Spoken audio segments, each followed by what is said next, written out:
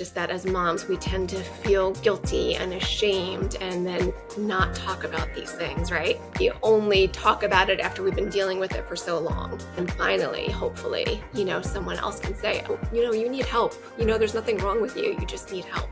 And here's where you can go. Hi, everyone. Today we are joined by the incredible Laura Winters, who has started an amazing practice centered around postpartum health and everything mental health related that I cannot wait for you to dive into. Yeah, Laura, thank you so much for coming on the show. I am so excited to have you and learn more about this topic, which is so, so important. So, yeah, would you tell the listeners more about you, your background, and how you found yourself in this world? Sure. Thank you so much, Laura, for having me. I'm excited to be here. I always love chatting about all things pregnancy and postpartum, so I really appreciate this opportunity. So thank you to you and your listeners. So how I got started in this world. I was working first I'm a therapist, and I was working first with children and families, and then I got pregnant with my daughter. And about, over the course of that postpartum year, I had this whole new appreciation for this time in a family's life, particularly the mom, right? How vulnerable we are to stress, to mental health issues. And it just inspired me to shift my focus. And so I moved away. I got some extra training and started specializing in perinatal mental health, and moved away from working with kids so much and focusing more on moms and dads when we can get them in. We love when the dads come too. Um, yeah, so I moved away from that and started my own practice focusing on this. And over time, I had so many referrals, I had to bring more people on. And that's Wow. been my journey. Yeah. That's incredible. That really speaks for yourself. I mean, that's amazing.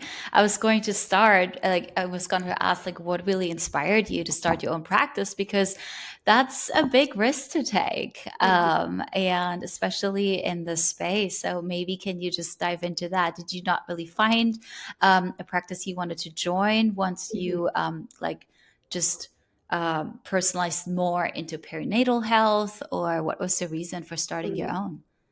At the time when my daughter was born, and over that year when I was contemplating this, I was working as part of a group practice, and we were just a Hmm. general group practice that we saw, everybody from young kids to adults.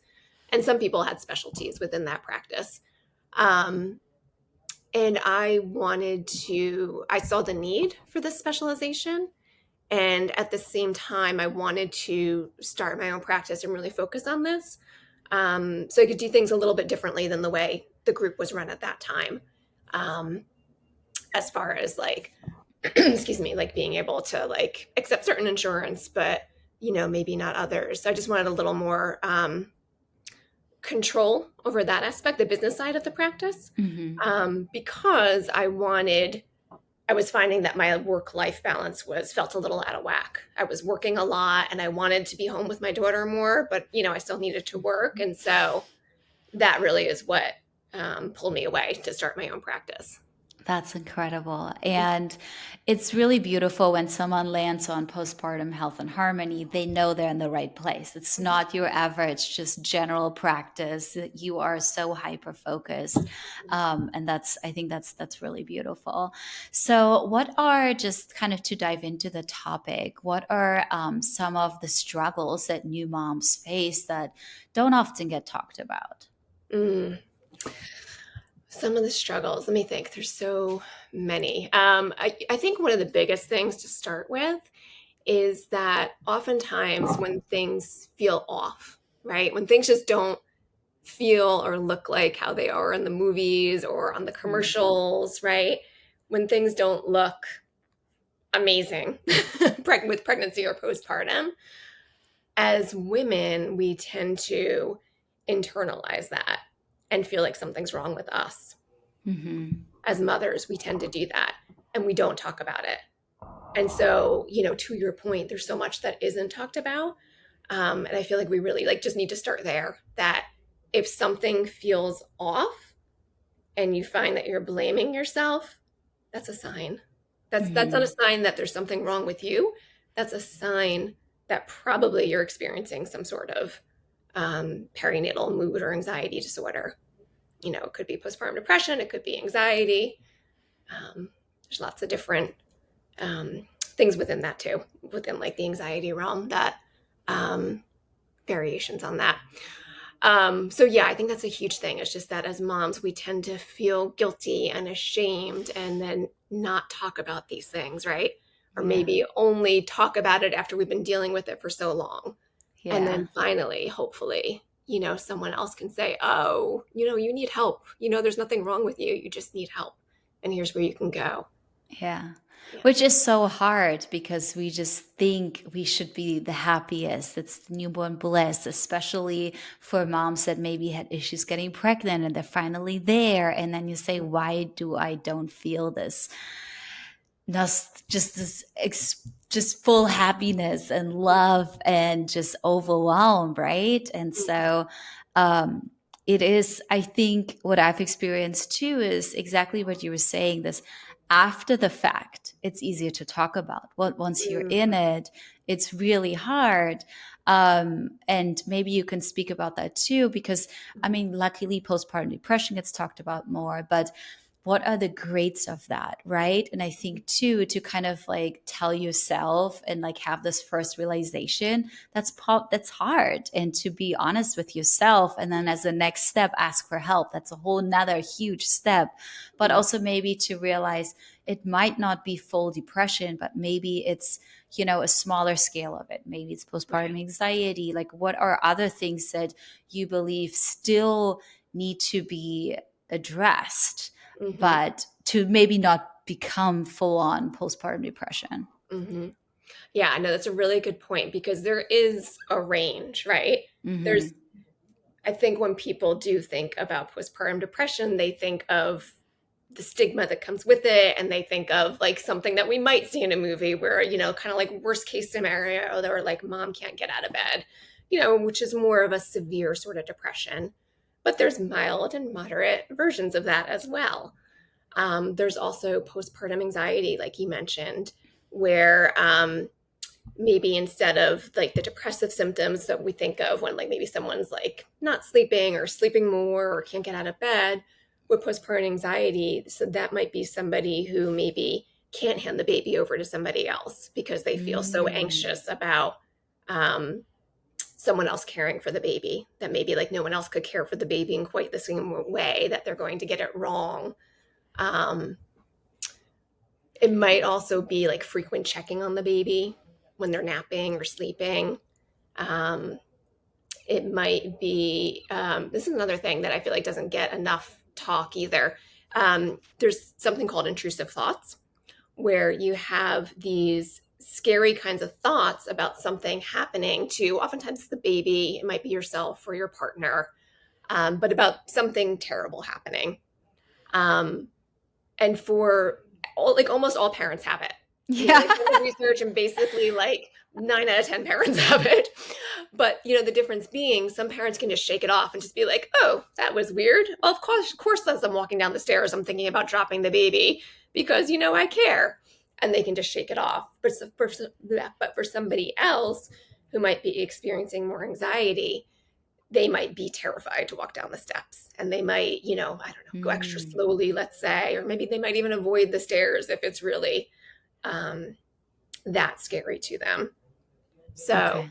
yeah, So really getting into like an area of not doing things because right, you're so worried and scared of it. Okay. exactly. Yeah. Yeah. What you were saying in terms of the just having a really hard time having someone else take care of the baby. I Mhm. think that like I was immediately like, oh my goodness, I have so many examples, right? Um, but that's probably also a scale of like, yes, every mom, of course, is going to be a little crazy in the beginning, but ultimately get used to it and be okay with it. And for Mhm. some, it's easier than for others.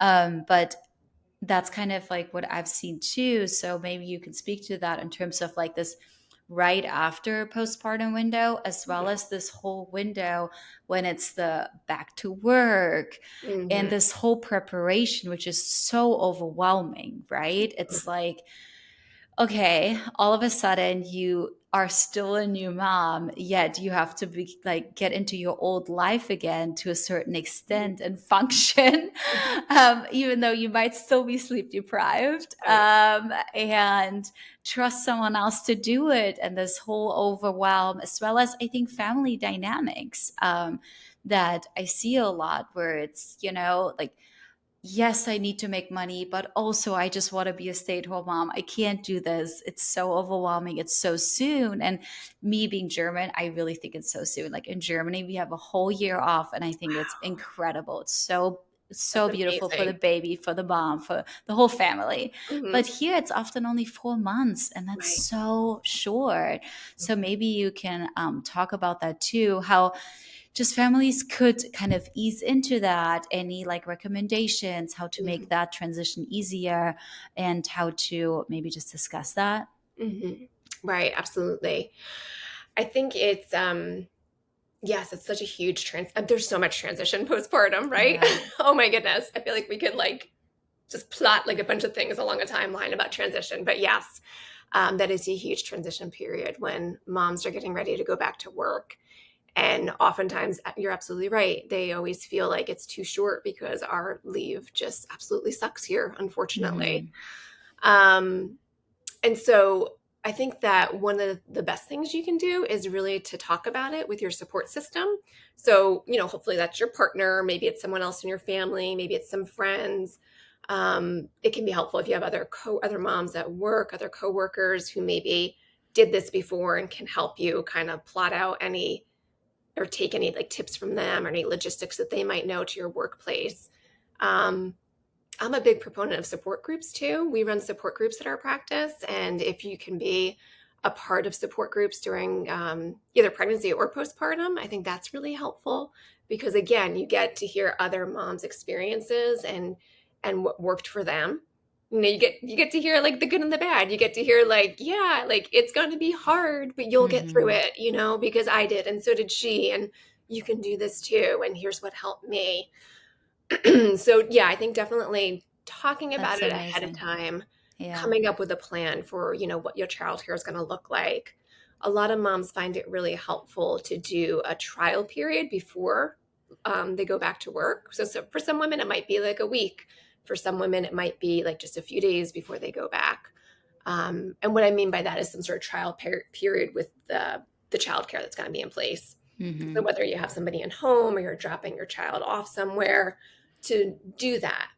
And you can ease into it. You don't have to go straight from being home with your child all day to dropping them off in childcare for a full day. You could do just a couple hours and then maybe do that a couple times, or maybe like the next day it's half a day you're dropping them off instead of a couple hours.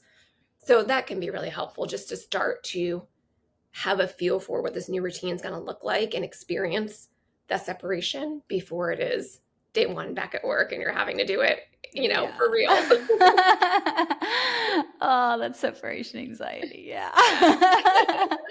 It's so hard. It's really, yeah. I Yeah. feel I feel very lucky too so far. We have a nanny at home, and it's Mm. like this feeling of just wanting to go real quick and hug her and squeeze her, and yeah, Yeah. it's big. It's Yeah. absolutely big.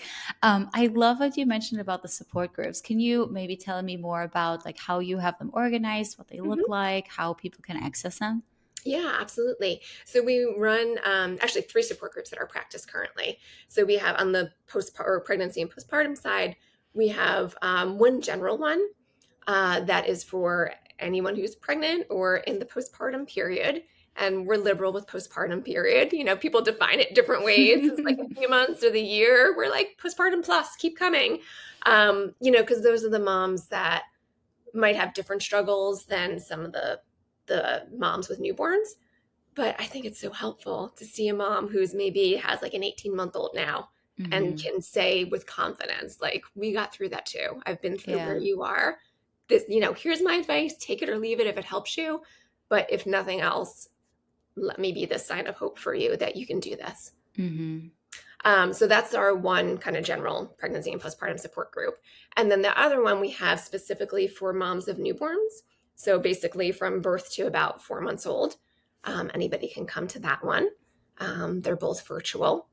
And we like focusing on offering that other newborn group because there's just so much that comes up, right? When you come home with your new baby and you're sleep deprived and you're trying to figure out feeding and how to get this child to sleep and what your life looks like right now because there's such a massive shift in our identity. So that's why we have a specialized group for those moms. So if they want to just kind of focus on those issues, they can. And then the That's third group we amazing. offer is for people experiencing fertility challenges. Hmm. That's so beautiful. I mean, that support system is everything. I remember coming home after day 3 and asking all my friends that had babies and said, "How did you not tell me how much this hurts?" Right. And just the validation for some reason makes it so much better. It's in Hmm. this like, it really sucks. You just want to hear that. It hurts so bad. But you know what? It's temporary. Let's like in 2 weeks, it's not going to be the same anymore. So Hmm. hearing that helps so much. And I think so much more than I ever thought. So Hmm. that's beautiful that you have those groups organized to really, and maybe that's something that you can talk about too, what you were just kind of touching on, this identity shift, because Hmm. I didn't really realize how severe that is. And it's almost something that I think, at least for me, was really hard to talk about because I feel like my partner didn't really understand, or it's just, and it's something that you don't always share with friends, but this almost like you mourning your old self, right? Yeah. And all of a sudden, and you're just trying to find this new you, which truly is, you get to know your new self and to find that new version of you. Maybe you can talk about that as well. Absolutely. So there's for people who like names, like I'm like I like numbers, I like names, putting names to things. So for those of you out there that like that, you're going to appreciate what I'm about to say. So there is a psychiatrist, and I'm so sorry I'm blanking on her name, but if you just Google TED Talk and the term matrescence, she actually coined this Mm, term to describe the identity shift that we go through when we become mothers, because it's that deserving of a name and of being that recognition of some stage that we go through. um, and so she talks about all like the identity changes that happen in this period where now you're a mom, and what does that mean? But you're also maybe a wife and a friend and a daughter and a worker, and how do all these things work together now mhm. when you have this little infant who's so dependent on you, and you can really lose touch with who you were before this baby came into your world, right? Like Yeah, everything is turned upside down once you bring a new baby home, right? everything. The Yeah. schedule that you had before, the life that you had before is different, very, Hmm. very different. How often you're able to talk to or see friends looks different. Whether or not you can even shower or brush your teeth is different. Yeah. Your connection to your partner changes a lot too. Hmm. And so, it brings up, I think, for a lot of people, all of these feelings and maybe questioning or insecurities about what does this all mean? Is this going to be this way forever? How do I get anything back? Do I want anything back? What parts do Hmm. I want back? So, yeah, it's just such a time of transition and uncertainty and a lot of feelings while you're trying to care for this little baby who's very demanding. Very demanding. Yeah, absolutely.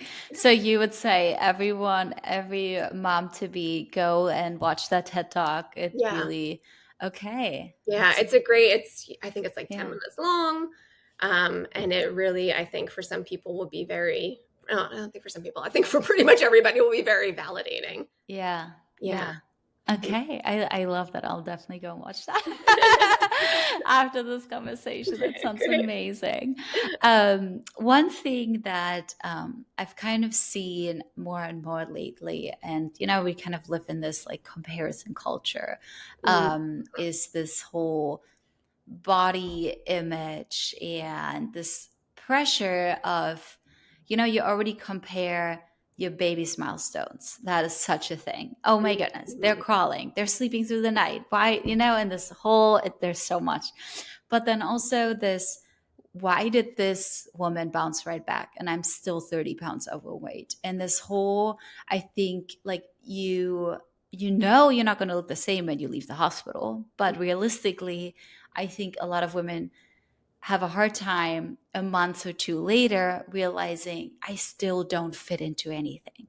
And this whole comparison of, how did she lose that? How am I still looking like this? And so it's just so hard because you have so much pressure in terms of, taking care of your newborn, finding your new self, somehow eating. If you're breastfeeding, that's a whole nother situation of eating enough. And Right. this whole, like, okay, do I care about my body right now? Do I care about making enough milk?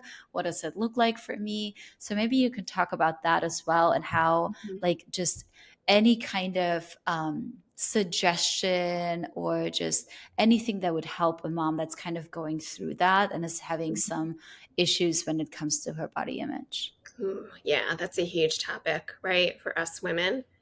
And the reality is that, yes, our bodies change a lot through pregnancy and postpartum, right? And also, our bodies change a lot over a lifetime, right? The body that we had before we had kids versus the body that we'll have 10, 20 years from now is going to Yeah. look different, right? Our bodies are always going to be different at different stages. But I think that's so hard for us to swallow because there's just such a focus in our culture on, beauty, whatever the beauty standards are, and our body size or shape. So yeah, I feel so much for us as women that we are, you know, constantly, I think this comes up in our lifetimes, but particularly during the postpartum period, Hmm. because I think we, excuse me, have certain, um, there's certain people like celebrities, right, who we see them who bounce back, quote unquote, right? And they do, but what does that look like and at what cost, Yeah. right? Maybe, they have the resources to hire all the help and to be able to get back to the gym. And if that's what's good for them, that's what's good for them. But, that's not reality for many Hmm. people. And um, you talked about comparison, and I think that's really important to keep in mind that what are we comparing to?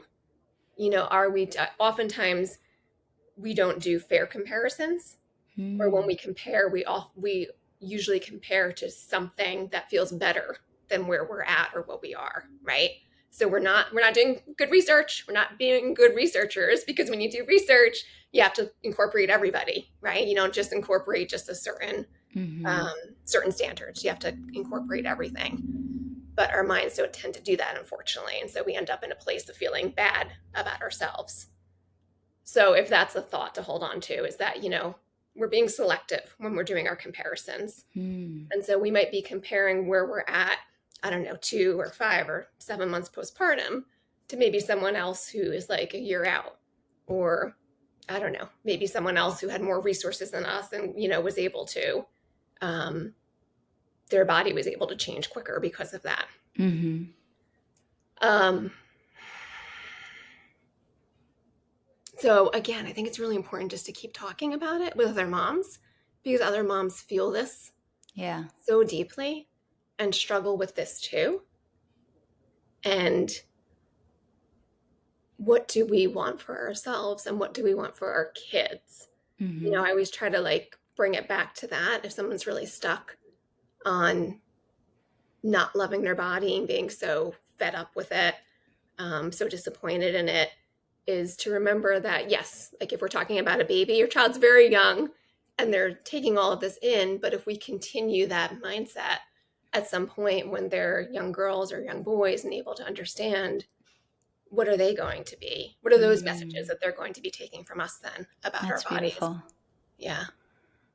So you were saying talking to other moms, and that's something that um, I think is beautiful. But I would also love your help on, if you have a friend who has a really hard time with that, or if you have a friend where it almost feels like I haven't heard from them in a long time. It feels like they're having a really hard time. I can just sense it. I just know it's not just they're busy and sleep deprived. There is more going on. Like, what would you recommend, like a friend? Like, how do they, how do they check in? What is kind of like a good way to do it? What is to Mhm. avoid? To just like, how am I being a supportive friend in those Mm. situations? Oh, that's a great question.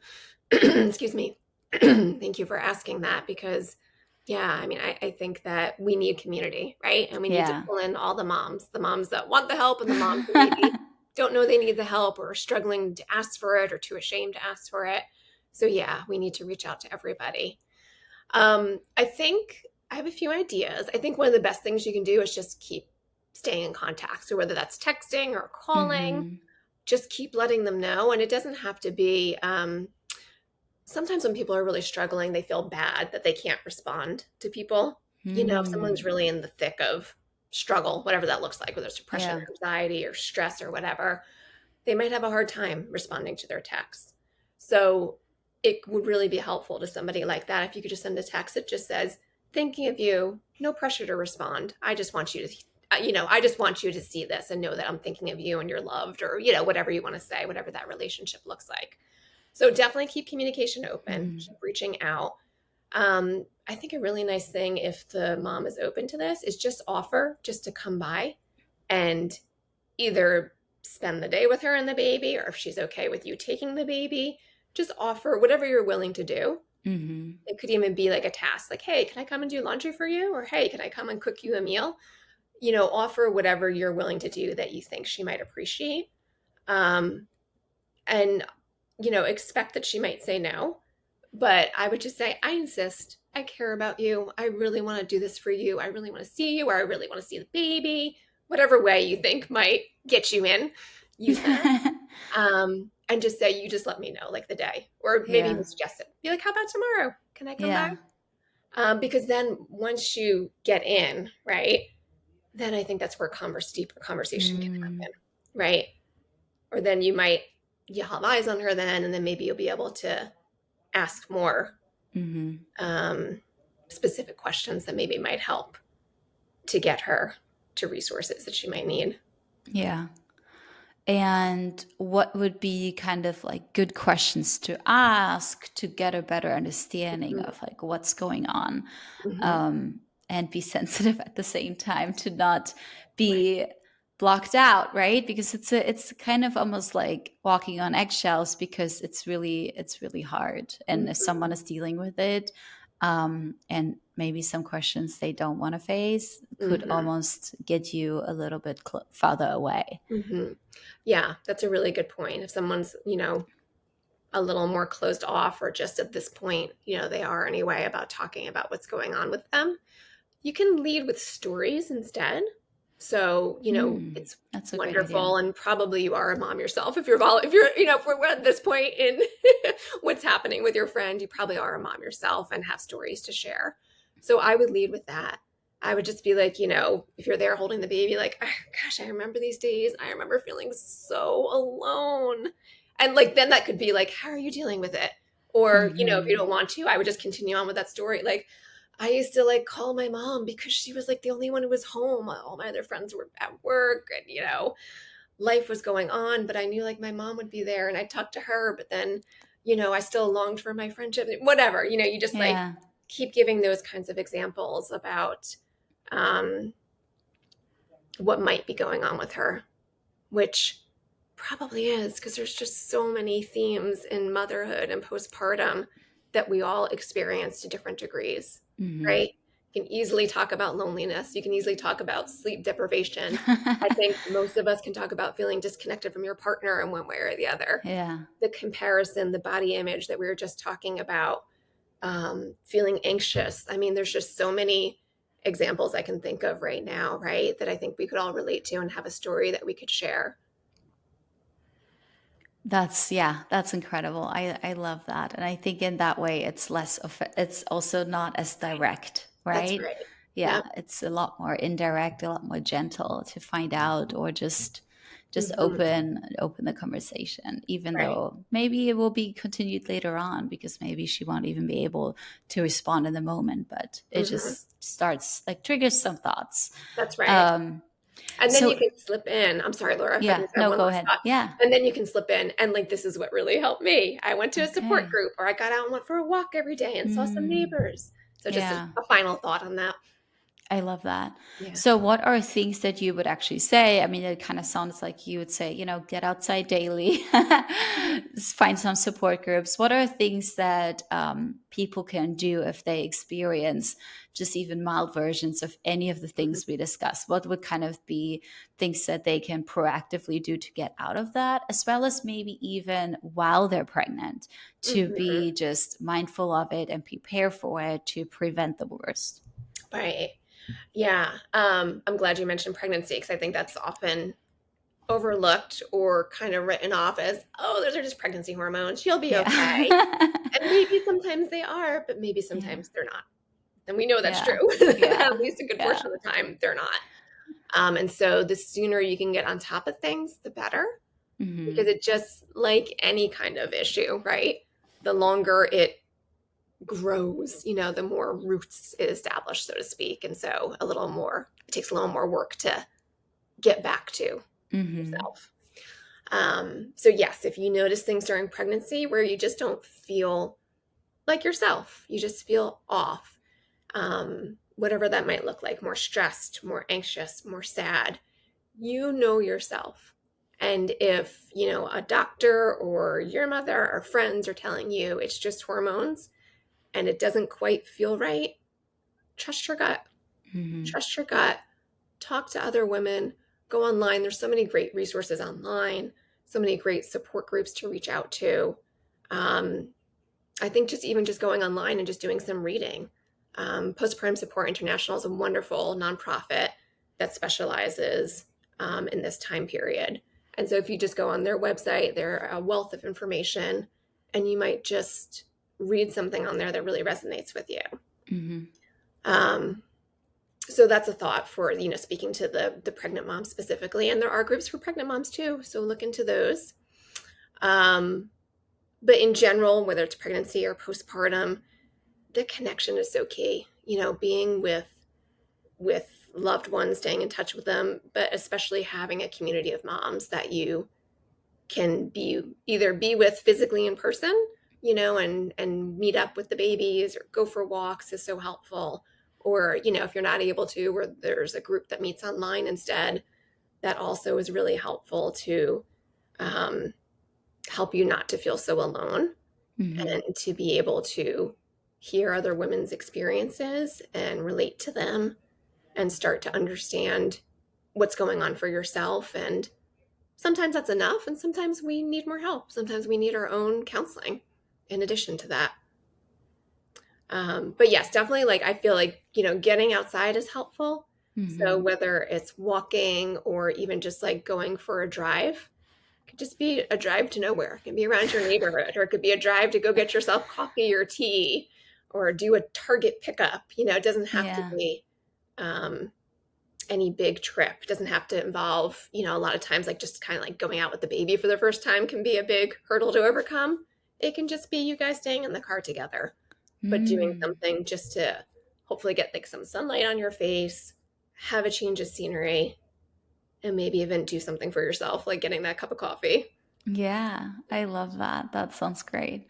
Um, we kind of like earlier you were talking about it's nice when the dads come in, and Mhm. a lot of times we kind of forget about them that Right. they might not have the body image issues and the hormones, but especially maybe because they don't have the hormones and you'll be able to speak to that, Mhm. they are also, I mean, it obviously depends on how involved they are, right? Some Mhm. dads aren't involved, others are very involved, but if they are, like, they might also experience sleep deprivation while still needing to go to work and functioning and having the pressure of providing for the family. So maybe you can speak about that too, and kind of like, we shouldn't forget about that. That might have Yes, some feelings too. right. We love the dads. We want you Yeah. to have the support too. And, I don't like Yeah. generalizing, but generally speaking, men do tend to talk about their feelings less and, Yeah.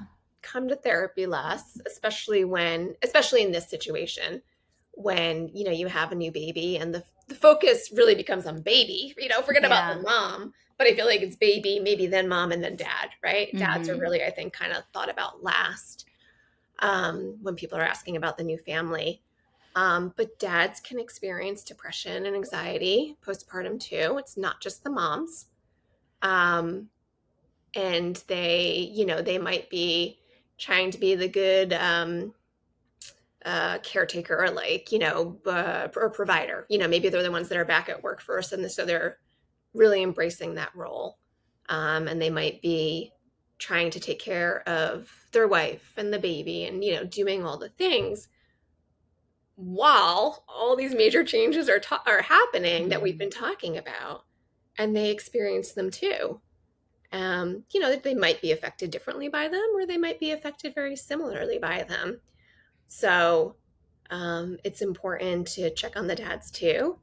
Um, and whether that's, the moms just asking their partners how they're doing, or just normalizing this and just saying, like, hey, I heard on this podcast today, did you know that dads can have postpartum depression and anxiety too? Or, you're always asking about how I'm doing, but how are you really doing? Mm-hmm. Um, so being aware and having those conversations. Um, it's a little trickier with dads. Like, you don't really see too many dads support groups, right? Yeah. Men aren't necessarily going to those, but I think I would keep in mind, like, what does his life look like now? And do you see him pulling away from things he used to enjoy? Um, like maybe hobbies or seeing friends, um, in a way that feels off, other than like natural Mm-hmm. for this part of life. It being hard to get out with a Yeah. baby. Um, there is, I mentioned PSI earlier, they do have a call for dads that talks, specifically about the struggles that dads have. So that is a really great resource too for the dads.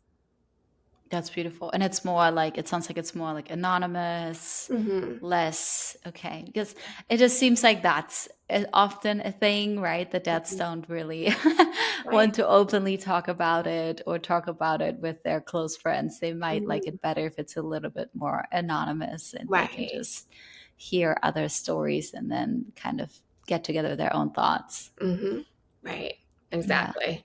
But Uh, dads matter. And, there's research that shows the different ways that dads impact a child's development as opposed to a mom's. Like, I think mhm. when you think about dads playing with like a little bit older baby or toddler, they tend to do more of like kind of toss the baby up in the air, kind of like a little bit rougher play, right? And the research shows that that's good for kids in managing their emotions. So, Ah, okay. dads, if you're listening, or wives that are gonna moms are gonna share this with their dads, Yeah, you have a very important role in your child's life and development, and don't ever underestimate it. they And we need your do. well-being to be okay too. Yeah, they really do. Absolutely. Yeah. And sometimes they are the ones that are more anxious because they a Mhm. lot of times also spend less time with the baby, Right. right? And so for us, it was a huge thing, the whole starting solids. I mean, he could not Mhm. handle it. He's just like, nope, no, no, I can't. She's coughing. It's too much. Let's just go to parades. I'm like, Right. okay, all right. It happens. And Right. it's just, yeah. Mhm. Yeah, very, very important. Um, so, in terms of like, how do moms find you today? Is it mostly through like referrals, online research, social media? Yes, all of that. Okay. We love our referrals. They're great. So different providers in the community, like the OBs, doulas, lactation consultants, um, will recommend us, which is wonderful. When you get that recommendation from somebody you trust, right? Yeah. Sometimes it's a friend, which is awesome too. We love those word of mouth referrals. And sometimes people just stumble on us online through social media or a website, doing a Google search, or if That's they're in the community, just kind of walking by our building and seeing our sign. okay. That's beautiful. So, do you have like certain partnerships with OB offices and doulas and midwives? Yeah. Yeah. Oh, yeah. Okay. yeah, Okay. we love those relationships. Mhm. That's beautiful. And it's usually, is it like in a certain area or is it really nationwide with kind of virtual care being more mainstream? Right. So because of our license, we're limited to practicing just in the state of New Jersey, where we're Okay. located. Yes, so we have that limitation, and then so we focus on the community providers around the Hmm. area, around the state. Okay. Hmm. And then it's usually a referral postpartum, or is it sometimes even like, hey, if you want to talk to someone postpartum, especially from the doula, that they would even send you resource beforehand? Hmm. Yeah, absolutely. Okay. Yeah, I love when we get people in the door earlier. So whether it's pregnancy or like I just delivered a week ago, that's Yeah. wonderful. But you're always Yeah. welcome at any point. At any point you need help, Absolutely. reach out. Mhm. Yeah. Yeah. Um, right now, just kind of like what feels like one of the biggest struggles or challenges Mhm. as a practice? Ooh, as a practice. Let me think.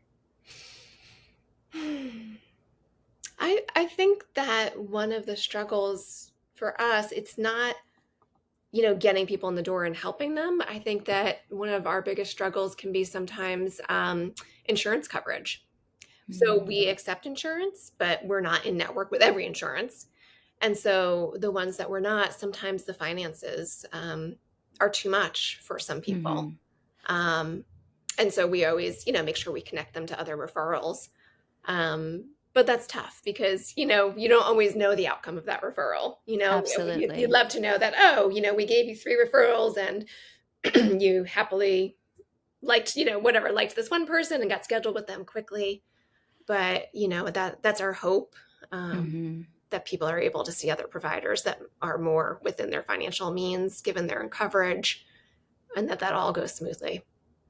So if someone is in network, is it that I mean it obviously depends on their plan, but kind of like what can they expect? Is that like most of it would be covered? Mhm. Or what does that look like? Because already having a baby is so much, right? It's Mhm. so expensive. Right. And then on top of it, once you maybe experience any kind of depression, anxiety, and you're at the point where you're like, I think I need help, then Mhm. that just sounds like another hurdle to think about. Oh my goodness, I can't afford therapy on top of all our additional expenses that we're experiencing right now. Mhm.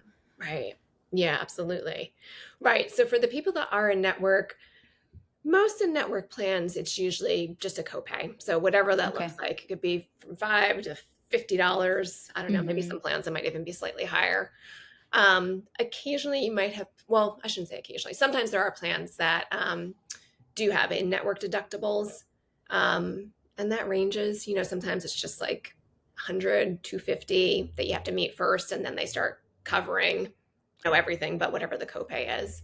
Mm-hmm. Um, so yeah, it really ranges depending on the coverage. Okay. Yeah. But it sounds like a lot of people would be able to somewhat affordable Right. find the help they need. Right. Yeah. It shouldn't be another hurdle to, yeah. Exactly. Okay. Just kind of to close this up, what would be something that you wish, people would know more about, or like what's like one piece of advice that you would give moms that feel overwhelmed in this season? Mm, what would I give for advice? I would say you're not alone. I can promise you that whatever you're experiencing, someone else is experiencing right now or has experienced it. You're not alone. There's help available. There's people that care about you, and you are the exact mom that your baby needs. So no matter how awful you might be feeling or doubting yourself and your ability to do this, you can do this. You can do this and reach out. Reach out to somebody. Just start somewhere and That's get beautiful. connected to the help. Yeah. Thank you so much. You're I really welcome. My appreciate pleasure. you. Yeah. So, just how can people connect with you? How can they find Postpartum Health and Harmony if they want support and they are in your state? Right. Yes. Thank you so much for asking. So you can go to our website, which is postpartum HH, like the health and harmony, HH.com, and reach out to us through there. You can email us through there or call us. Um, or if you're on social media, just go to our social media. It's the same thing. It's postpartum HH on Instagram and Facebook. All right. Thank you so much. I You're think welcome. everyone learned so much from this. And yeah, thank you for being so vulnerable and just giving such great tips to get started and really navigate this roller coaster season of life. It sure is. Thank you so much for Yeah. bringing a spotlight to this and having me on.